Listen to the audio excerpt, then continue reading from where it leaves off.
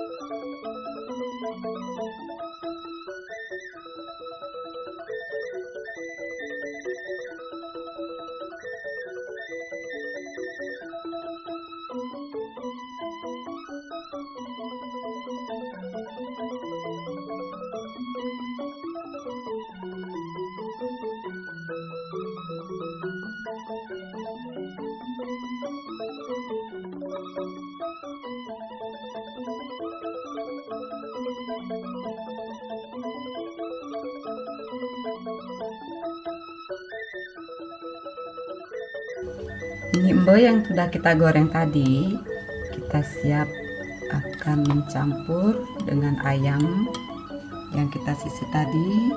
Dan ini penyedapnya, jeruk limau atau jeruk limau.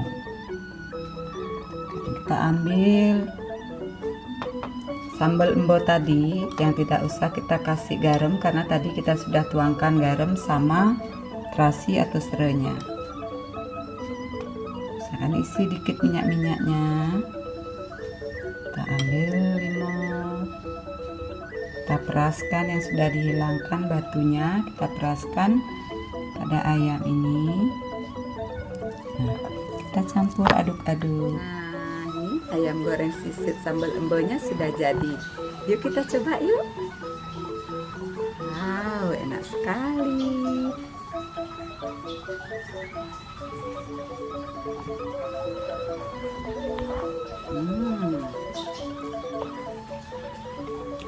Enak.